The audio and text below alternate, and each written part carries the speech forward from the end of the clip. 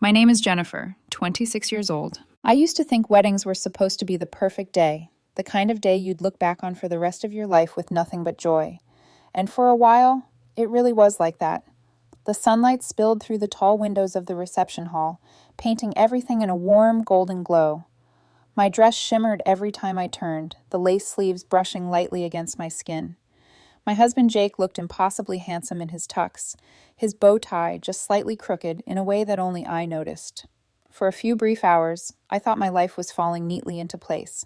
The room was alive with laughter, clinking glasses, and the sound of our favorite songs drifting through the air.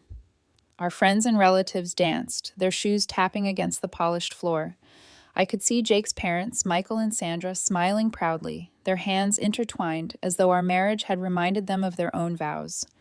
Jake's sister Emma was darting between tables, chatting with guests while holding her phone at the perfect angle, no doubt capturing little moments for her lifestyle blog. She joked earlier that morning, "Jennifer, don't worry. If anything dramatic happens, my followers will see it first." I had rolled my eyes, thinking she was being her usual cheeky self. If only I had known. The time for toasts came, and I felt a flutter of nerves as my mom rose with her champagne glass.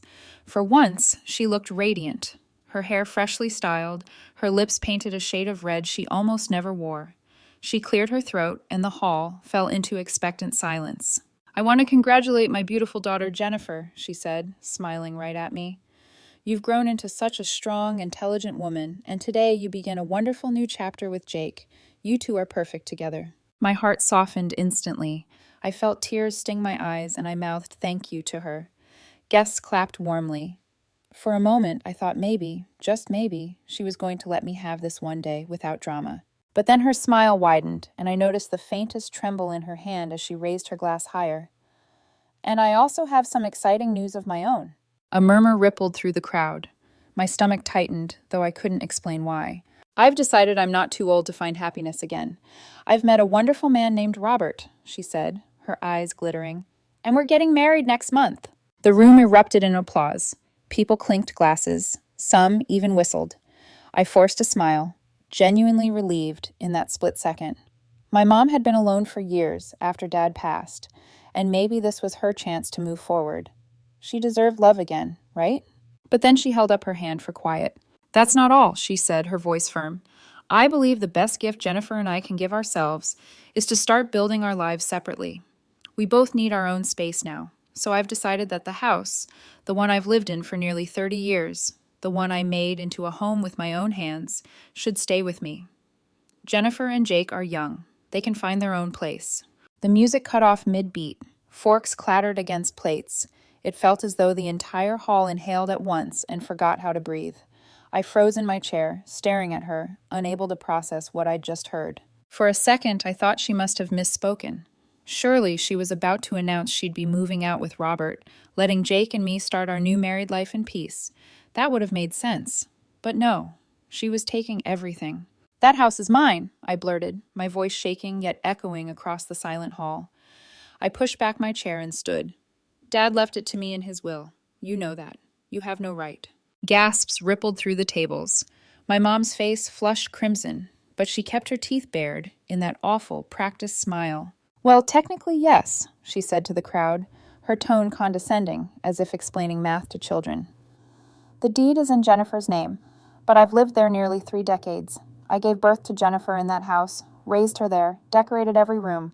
Surely it's only fair that I keep it. I think everyone here would agree." Her eyes swept over the guests like a performer awaiting applause. Only 2 people clapped weakly, my Aunt Dorothy and my mom's sister Carol. Everyone else looked down at their plates, uncomfortable. I felt heat rise in my chest. My wedding gown suddenly felt suffocating, the satin sticking to my skin. "Absolutely not," I said, louder this time. "That house was Dad's legacy. He wanted me to have it. It's mine, and I won't let you take it." The facade crumbled. My mom's smile twisted into a snarl. "You're selfish, Jennifer, just like your father was. You think you can hoard everything for yourself? Well, I'll never let you step foot in my house again. Tonight I'm changing all the locks." Her words cut through me like a knife. The guests sat in stunned silence. Emma's phone was raised slightly higher, her eyes darting between me and her screen. "Recording," always recording. My mom slammed her glass on the table and stormed out, the heavy doors of the hall banging shut behind her. My wedding, my perfect day, shattered in an instant. Jake's family rushed to my side. Sandra wrapped her arms around me, whispering that everything would be okay. Michael's face was tight with anger. She had no right, he muttered, loud enough for several guests to hear. Jake squeezed my trembling hand. I forced myself to smile for the cameras, to dance, to cut the cake. But inside, I was hollow. My mother had humiliated me in front of everyone I loved. Worse, she had declared war. As the night dragged on, I caught Emma typing furiously on her phone, her eyes alight with something I couldn't quite read. A shiver went through me. Somewhere deep down, I knew this was only the beginning. The morning after the wedding, sunlight filtered weakly through the hotel curtains, but it felt heavy, like it was pressing down on me. I lay in bed, staring at the ceiling, the echo of Mom's words replaying endlessly in my head. You're selfish. You'll never step into my house again. It was supposed to be the happiest first morning of my marriage, yet I felt like someone had flipped my life upside down. Jake sat at the edge of the bed, already dressed, his hair still damp from the shower. He glanced at me with those worried eyes I'd come to love, eyes that always searched for ways to ease my pain. He reached out, brushing his thumb gently across my knuckles. How are you holding up? I forced a laugh that sounded nothing like laughter. Like my world just got set on fire and I'm supposed to smile while it burns. Jake didn't answer right away. He just squeezed my hand. Then let's face it together. We'll figure it out. Those words steadied me, if only for a moment. We packed our things in silence, then drove straight to what I still considered my house, the house Dad had left me, the house where I'd spent every Christmas morning and every sleepless night before exams. It was mine, or so I thought. When we pulled into the driveway, I froze. The locks on the front door were different, shiny new brass that glared in the morning sun, mocking me. My key scraped uselessly in the slot. I knocked, the sound echoing harshly against the door I had once walked through every day. From inside, Mom's voice rang out, sharp and cold. Jennifer, I've packed your things. They're in the garage. Take them and go. This is my house now. I pressed my forehead against the door, tears burning my eyes. Mom, please, this is insane. Open the door so we can talk like adults. Her reply was a knife. There's nothing to discuss. You're not welcome here anymore. Leave before I call the police. The words sliced through me. She hadn't just locked the door. She'd locked me out of her life. Jake slipped his arm around my shoulders as I shook with anger and humiliation. Come on, he murmured, guiding me toward the garage. Inside, my belongings were piled haphazardly. Old sweaters stuffed into trash bags, childhood photo albums shoved into boxes that were half crushed, a few dog-eared books lying on the concrete floor. She had discarded pieces of my life like they were garbage. I knelt, my fingers trembling as I picked up a photo of Dad holding me on his shoulders when I was little. The edges were bent, the glass frame cracked. For a moment, my anger gave way to grief. If Dad were still alive, none of this would be happening. He would never have let her treat me this way. Jake crouched beside me. We'll take what we need, he said softly, and then we'll figure out the rest. Don't let her destroy you, Jennifer. She doesn't get that power. I nodded, though inside I felt like a child again, powerless and abandoned. We loaded the few bags into Jake's truck. As we drove away, I stared at the house in the rearview mirror, the windows I'd once decorated with Christmas lights, the porch where Dad used to sit reading the paper on summer mornings. Now it was sealed off, repainted in my mother's bitterness. That afternoon, Sandra called. Her voice was filled with warmth, the opposite of the venom I'd heard from Mom. Sweetheart, are you okay? Did she really change the locks? Yes, I whispered. My throat ached. She won't even let me inside. Then listen to me, Sandra said firmly. You and Jake are welcome to stay with us as long as you need, and I've already spoken to a lawyer, David Martinez. He's one of the best in property disputes. You'll get your house back. For the first time all day, a sliver of hope pierced through the despair. Thank you, I murmured. Sandra's tone softened. You're family now, Jennifer. We take care of our own. When Jake and I arrived at his parents' house that evening, Michael carried our bags in as though we were honored guests instead of refugees from my mother's cruelty. Sandra had prepared the guest room, complete with fresh sheets and a vase of flowers by the bed. It felt strange, being in someone else's home on what should have been the first night in our marital home. But there was comfort in the way Sandra fussed over me, asking if I'd eaten, offering me tea, even sneaking an extra blanket into the room in case I got cold. It was the kind of maternal tenderness I hadn't felt from my own mother in years. Later, as Jake and I lay in bed in the unfamiliar room, I whispered, I don't understand how she could do this. It's not just about the house. It feels like she hates me. Jake pulled me close. She doesn't hate you. She hates losing control. You've carried the weight since your dad passed, and now she sees you standing on your own. That terrifies her. His words sank deep, but they didn't erase the ache. The following days blurred together. I tried to smile when Sandra made pancakes in the morning, tried to laugh at Michael's jokes during dinner, but inside I was a storm. Every time I closed my eyes, I saw the garage with my memories stuffed into bags. Emma, however, seemed energized by the chaos. She'd stop by our room with her phone in hand, her eyes glinting. Jennifer, the video from the wedding? People can't stop talking about it. Do you realize what you're up against? This isn't just family drama. This could go viral. I wanted to tell her to put her phone down, to stop treating my pain like entertainment. But a part of me also knew her recordings might become evidence. And that knowledge scared me. Because if we needed evidence, it meant things were only going to get uglier. As I stared out the window one evening, watching the sun dip below the horizon, I whispered to myself, she started this war. I'll finish it. But deep inside, I knew wars between mothers and daughters never ended cleanly. They left scars. And I was only beginning to collect mine. Our honeymoon was supposed to be in Hawaii. I had pictured warm beaches, the sound of waves at night, Jake and I sipping cocktails while laughing about nothing at all. Instead, I sat in the office of a man named David Martinez, a stack of paperwork in front of me, my wedding ring catching the harsh fluorescent light. David was older, with neatly combed silver hair and eyes that missed nothing. He flipped through my father's will as though he'd read 1,000 just like it. This should be straightforward, he said calmly. Your father left the property to you. The deed is in your name. Your mother has no legal claim. His words should have reassured me, but I felt my stomach twist. So what do I do? Just throw her out like a stranger? David removed his glasses, placing them gently on the desk. I understand this is painful, but legally, your mother is now an unauthorized tenant. We must begin with an eviction notice. The word eviction lodged in my chest.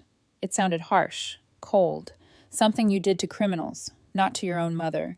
Yet hadn't she already evicted me? Jake took my hand under the table. We'll do whatever it takes. This is Jennifer's inheritance. Her father wanted her to have that house. David nodded, already drafting the notice. 60 days. That's the standard. We'll send her the papers today. I swallowed hard. She'll never accept it peacefully. You're right, he said simply. Prepare yourself. That night I barely slept. The word eviction kept echoing in my mind. I remembered Dad's laughter in the living room, the way he'd kiss my forehead before exams. That house wasn't just wood and concrete, it was him. And now I was fighting my own mother to protect it. 2 days later, David called. His voice was steady, but the words made my pulse race. Your mother has hired her own lawyer, James Wilson. Of course she did, I whispered. Wilson was known for his aggressive style. Within a week, he'd already contacted David, demanding negotiations. My mother wasn't going down quietly. At first, they tried to sound reasonable. Wilson offered a compromise. Split the house in half, share ownership, live together. I laughed bitterly when David relayed it to me.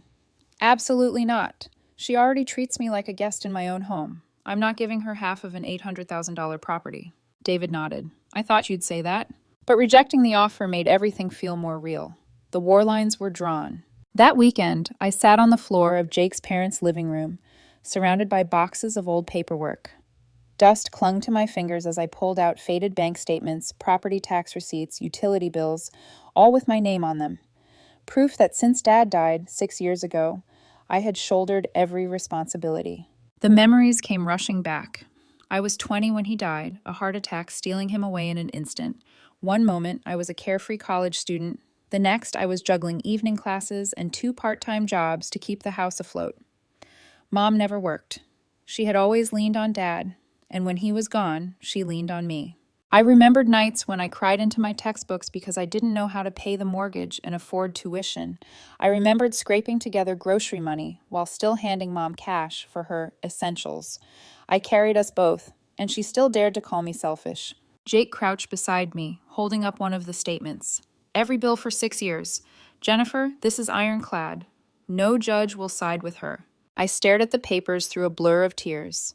Then why does it feel like I'm the one betraying her? Jake brushed a strand of hair from my face. Because you're a good person, and she's counting on that guilt to break you. Don't let her win. The following week, another blow landed. David called me into his office, his expression grim. Your mother is remarried. His name is Robert. He's moved into the house. My breath caught. She married him already? David nodded. Wilson says they're willing to sell the property and split the money 50-50. I gripped the edge of the chair so tightly my knuckles turned white.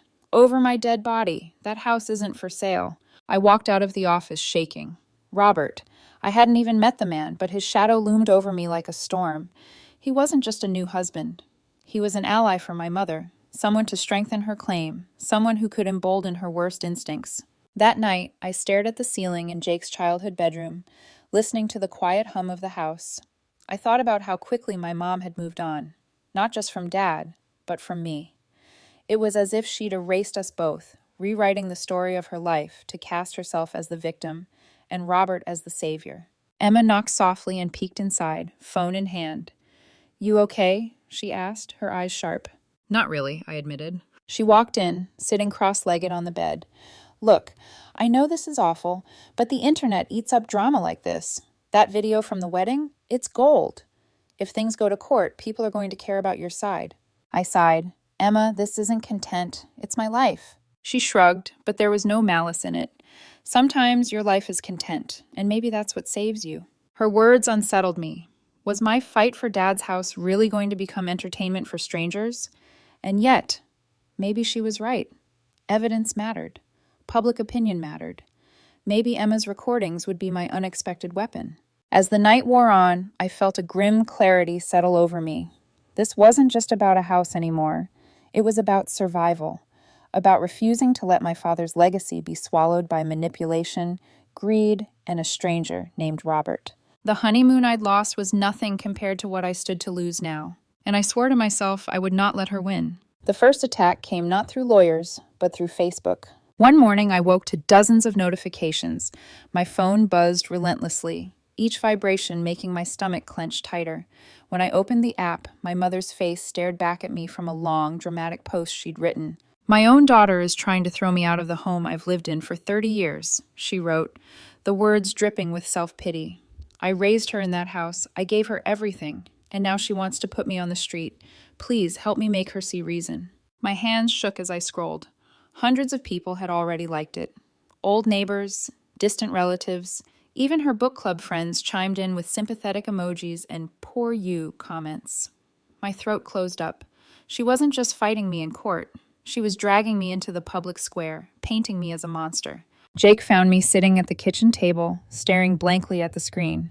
What happened? I handed him the phone. His jaw tightened as he read. Unbelievable. But before despair could swallow me, I noticed a different thread. Someone had commented, "But didn't your daughter inherit that house from her dad? Isn't it legally hers?" Others chimed in, questioning her version. And then, like a storm breaking, Emma struck. She had uploaded the entire video of the wedding toast. The moment Mom announced she was taking the house, the silence that followed, the confrontation. Emma captioned it, "Here's the actual truth. Judge for yourselves." The comments flipped almost instantly. You embarrassed your daughter at her own wedding? Shameful. That house is hers, not yours. Can't believe you'd ruin Jennifer's big day like that. By the end of the day, Mom's post was flooded with angry responses. Some even called her manipulative, selfish, unfit to be a mother. I should have felt vindicated. Instead, I sat in Jake's parents' guest room, staring at the glowing screen while my chest ached. This wasn't victory. It was humiliation, for both of us. My family drama had gone viral, and I couldn't control it. The next morning, Mom deleted her entire Facebook account, but shame didn't soften her. If anything, it made her more reckless. When Jake and I drove past the house a week later, I nearly screamed. The walls had been repainted, once a clean white that Dad had chosen, now a garish yellow that hurt the eyes. Even worse, the garage Dad built with his own hands was gone, reduced to rubble. I stumbled out of the car, my breath shallow. I could still remember Dad hammering nails, sweat dripping down his forehead as he built that garage board by board. It was where he taught me how to ride a bike, steadying the handlebars with his strong hands.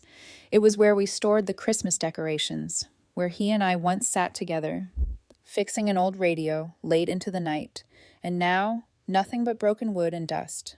They destroyed it, I whispered, tears blurring my vision. Jake put an arm around me. His voice was tight with rage. This isn't just petty, it's criminal. We called David immediately.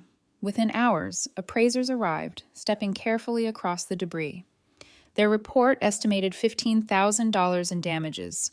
The repainting, the demolished garage, even the landscaping Robert had hacked apart with a chainsaw. David's voice over the phone was sharp. Document everything. We'll press charges for destruction of property. This strengthens your case. But no legal assurance could fix the hollow ache inside me. That garage had been one of the last tangible pieces of Dad's presence. Watching strangers scribble notes and take photos of its wreckage felt like watching them autopsy a corpse. That night, I sat alone in the backyard of Jake's parents' house, staring up at the stars. I imagined Dad sitting beside me, his hand warm over mine. I'm sorry, Dad. I'm trying to protect what you left me, but she keeps tearing it apart. The quiet was broken by Sandra stepping outside with 2 mugs of tea. She handed one to me and sat without a word. For a while, we just sipped in silence. Finally, she said, I know this feels impossible, but you're stronger than she realizes. She thinks humiliation will break you. Use it to harden your resolve. Her words stayed with me, but Mom wasn't finished. 2 days later, another letter arrived from Wilson. His new compromise was outrageous. Mom and Robert would sell the house and split the proceeds with me 50-50. I read the letter out loud, my voice dripping with disbelief. She demolishes Dad's garage, repaints everything without permission, and now she wants me to sell and give her half? Has she lost her mind? David only sighed. This is strategy. They're trying to push you into emotional exhaustion so you'll agree to anything. I slammed the letter on the table. Then let them push. I'm not breaking. As the weeks passed, the case dragged closer to court. But in my heart, I knew this wouldn't end neatly with papers and judges. Mom wasn't interested in fairness. She wanted control. And Robert, I hadn't met him yet, but the vandalism spoke volumes. He was more than just her husband. He was her enabler, her partner in this war. Every night before bed, I replayed the wedding toast in my head, her smile as she announced she was taking everything from me. It wasn't just about property, it was about power. And I promised myself, shaking under the blankets but steady in my resolve, she might win battles of humiliation, but the final battle would be mine. The 60 days passed like a slow bleed, every morning a reminder that the deadline was creeping closer. Each time Jake and I drove by the house, my chest tightened. Sometimes I saw Robert hammering away in the yard. Other times Mom perched on the porch as though daring me to confront her. She acted like she was the rightful queen of that house, while I, the legal owner, had been banished. When the deadline finally arrived, David insisted we go together. The law is on your side, he told me, his voice steady. But in cases like this, presence matters. You need to show up. So there I was, sitting in Jake's truck outside the house, my palms slick with sweat. Jake squeezed my knee. Whatever happens, you're not alone. Emma leaned forward from the back seat, her phone already in her hand. Ready? She whispered, eyes bright with anticipation. I shot her a look. Emma, this isn't a show. She smirked. Maybe not to you, but trust me, having this documented could save you. David arrived moments later, briefcase in hand, his expression unreadable. Together we walked up to the door. My heart hammered so hard I could feel it in my throat. I knocked. No answer. I knocked again, louder. Mom, it's Jennifer. The 60 days are up. Open the door. Silence, then her voice, shrill, trembling with anger. This is my house. You can't take it from me. I swallowed hard. It's mine, and you know it. Please don't make this harder than it has to be. Robert's voice boomed from inside. Get off our property. David motioned calmly to the police officers waiting by the curb. Within minutes, 2 uniformed officers approached the door. Ma'am, you are required to vacate the premises, one of them announced. Open up or we'll be forced to enter. The deadbolt clicked slowly. When the door creaked open, Mom stood there, hair unkempt, mascara streaked from crying. She looked older than I had ever seen her, but her eyes were blazing with defiance. You don't have to do this, she whispered hoarsely. I'm your mother. For a split second, guilt stabbed me. But then I remembered the garage in ruins, The locks changed. The night of my wedding. You had 60 days, I said firmly. Now it's over. As soon as we stepped inside, chaos erupted. Mom clung to the banister, screaming, "She's throwing me into the street! My own daughter!" Robert paced like a guard dog, muttering curses under his breath. Emma lifted her phone. "Oh my God, you guys," she said quietly into the camera. "This is insane. We're at like 3,000 viewers already." "Emma, stop," I hissed, but she just kept filming, circling the room like a journalist on assignment. Jake began hauling garbage bags of Mom's clothes toward the door. She lunged at him, clawing at his sleeve. "Don't touch my things," she wailed. "They're not yours anymore," Jake shot back, his voice low but steady. I moved toward the bedroom to pack more of her belongings, but suddenly Mom staggered, clutching her chest. She collapsed onto the sofa, gasping. "You're killing me, Jennifer. My heart. Call an ambulance." I froze, panic surging. "Oh my God." One of the officers called EMS immediately. Within minutes, paramedics rushed in, surrounding her with medical bags. They checked her vitals, their expressions calm. One of them leaned close to me, lowering his voice. "She's fine. Elevated blood pressure, but no cardiac event. We see this all the time in family disputes. Classic tactic." My mouth went dry. She was faking, manipulating, even now. Emma's voice carried from across the room. "You guys, she's literally pretending to have a heart attack to stop the eviction. This is better than reality TV." "Emma!" I snapped, but she barely glanced at me, her phone still recording. When the paramedics finally stepped back, Mom sat up, her hair sticking to her forehead with sweat. "You're heartless," she whispered at me. "Heartless." I forced myself not to cry. "No, I'm done letting you control me." The movers arrived soon after, their heavy boots thudding across the floor. Bag after bag, box after box. Mom's belongings were carried out to the truck. Robert barked orders, glaring at me as though I were some criminal. Finally, the house was empty. Mom stood in the doorway, her face twisted with rage. She pointed a trembling finger at me. "You'll regret this, Jennifer," she spat. "You're no longer my daughter. You're dead to me." The words hit harder than any lawsuit, harder than any vandalism. Dead to her. Even after everything she had done, some part of me had clung to the hope that beneath the bitterness, she still loved me. That hope crumbled with those words. Jake stepped protectively in front of me, but I couldn't stop the tears that burned down my cheeks. Robert gripped Mom's arm, pulling her toward the moving truck.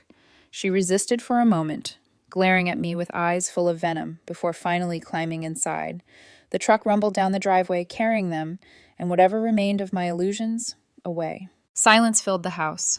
Empty walls, stripped floors, echoes of the life we once had. Jake wrapped his arms around me from behind. "It's over," he murmured.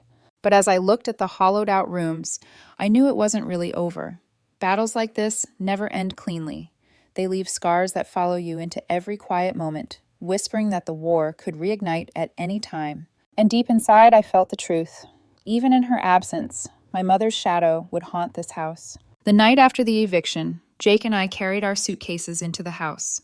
It should have felt like victory, but instead it felt like walking into a battlefield after the smoke had cleared. The rooms echoed with silence. Every corner where my mother's furniture had once stood was now bare, the outlines of heavy cabinets imprinted like ghosts on the walls. I walked slowly through the hallway, trailing my fingers along the wallpaper she had chosen years ago. My steps creaked against the hardwood, and I felt like an intruder in my own home. Jake set our bags down by the stairs. "It's ours again," he said softly, though his voice held a trace of uncertainty. I nodded, though a lump swelled in my throat. Ours again, but it didn't feel that way yet. We slept on a mattress on the floor that night, surrounded by cardboard boxes. I lay awake for hours, staring at the ceiling, listening to the strange stillness. For years, I'd heard her footsteps echo through this house, the rhythm of her life filling every corner. Now it was gone, and in its place was something that felt like both freedom and grief.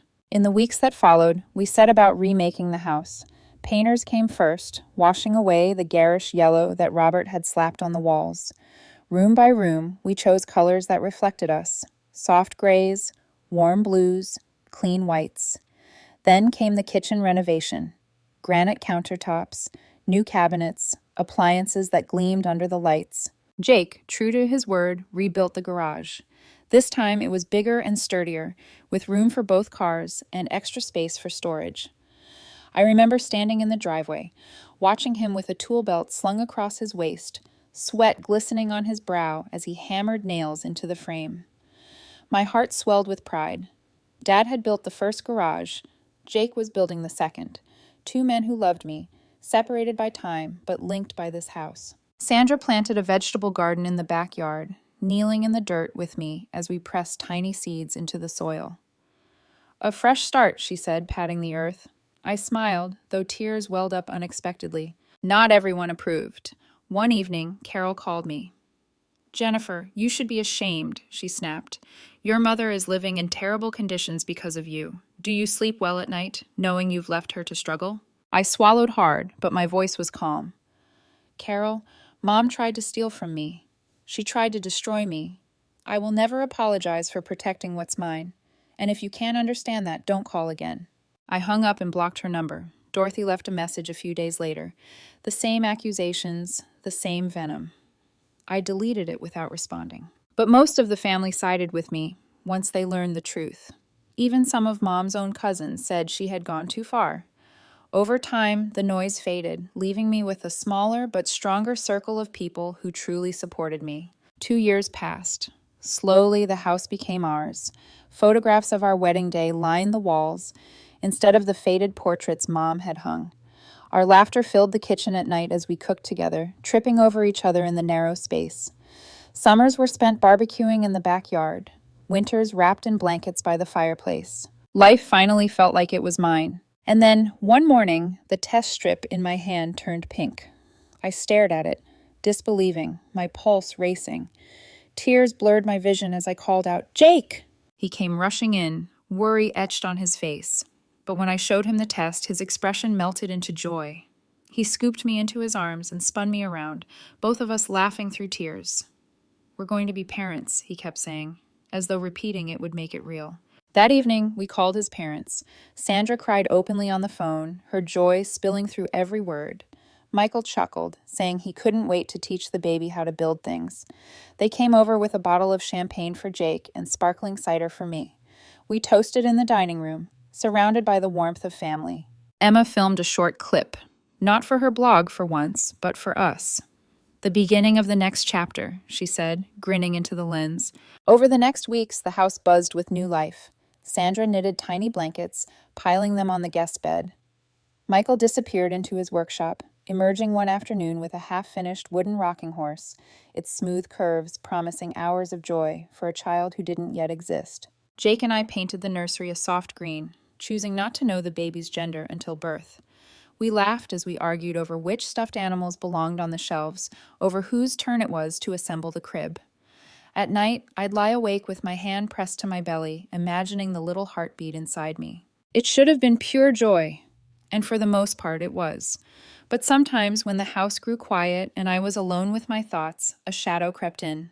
I would remember Mom's face the day of the eviction, her voice cracking as she screamed that I was dead to her.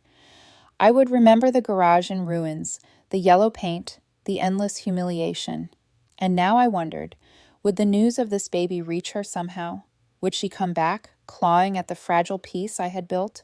I pushed the thought away, focusing instead on the love that surrounded me. Sandra's excitement, Michael's pride, Jake's endless tenderness. My child would grow up in a home full of warmth and safety. That was my promise. Yet, in the quiet of the nursery, as I placed a tiny stuffed rabbit on the shelf, a chill went down my spine. I couldn't shake the feeling that silence never lasted forever. It came in the form of an email. I almost didn't open it. The address was unfamiliar, and I had trained myself to delete anything suspicious, but the subject line froze me. "From your mother." My breath caught as I clicked. "My dearest Jennifer," it began. "I hope this message finds you well. I recently learned you are expecting your first child. Congratulations, sweetheart. I am so happy for you and Jake. I think it's time we put the past behind us. Family is too important to let anger divide us. I want to help you raise your baby, to be part of their life. Please, let's start over with a clean slate." The words blurred as my hands trembled. 2 years of silence. 2 years after she screamed that I was dead to her. Now, suddenly she wanted back in, because I was pregnant. Jake walked in as tears pricked my eyes. "What's wrong?" Wordlessly, I turned the laptop toward him. He read silently, his jaw tightening with each line. When he finished, he shut the computer gently, but his voice was hard. She hasn't changed, Jennifer, not one bit. I wanted to argue, but my chest ached. A part of me, a small, traitorous part, longed to believe her, to imagine she truly regretted everything, that she wanted to hold her grandchild and make amends. Wasn't that what daughters were supposed to want? A mother's love? But as I reread the email later, alone, the cracks showed. She had written, "Perhaps we both said things we didn't mean. No mention of the wedding toast. No mention of the locks, the garage, the eviction, the curses. No apology for destroying Dad's legacy. Just vague words, a blanket attempt to sweep years of cruelty under the rug." And then there was the line about Robert. He and I have separated. No explanation, no accountability, just a convenient note slipped in, as though to say, "I've lost him, now I need you." My stomach twisted. This wasn't about reconciliation, it was about loneliness, about leverage. That night, Jake and I sat on the nursery floor, the crib half assembled between us. He tightened a screw, then looked at me carefully. "What do you want to do?" I hugged my knees, staring at the soft green walls we had painted. Part of me wonders if I'll regret shutting her out. She is my mother and this baby. My voice cracked. Don't they deserve a grandmother? Jake's eyes softened, but his voice stayed steady. They'll have one. They'll have Sandra and Michael and Emma. People who actually care.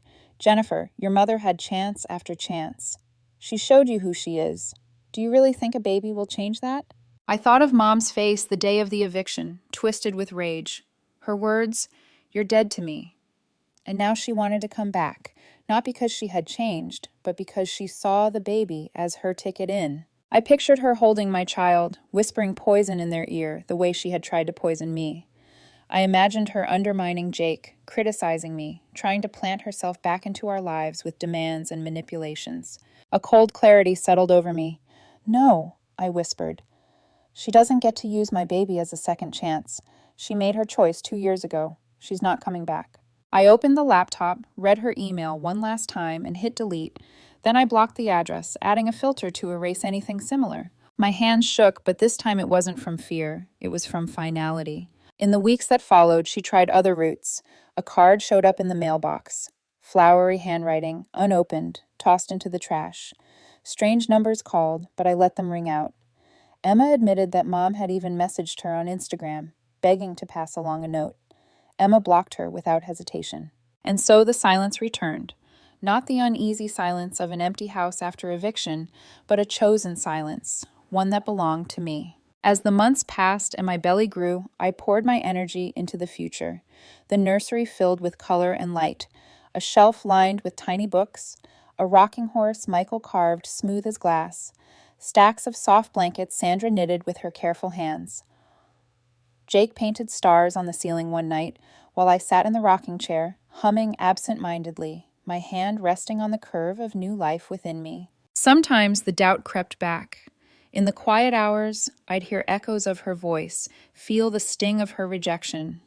Would I regret cutting her out completely? But then I'd think of Dad, of the sacrifices I made to protect what he left me, of the way Mom twisted love into leverage, and I knew my child deserved better. One evening, as I placed a stuffed rabbit into the crib, I whispered aloud, "You'll grow up safe, surrounded by love. You'll never know what it's like to be used as a pawn." Jake slipped his arms around me from behind, resting his chin on my shoulder. "That's your real inheritance to them," he murmured. "Not the house, not the money. The love you chose to protect." I leaned into him, letting the warmth of his words settle deep in my bones. For the first time in years, I felt free.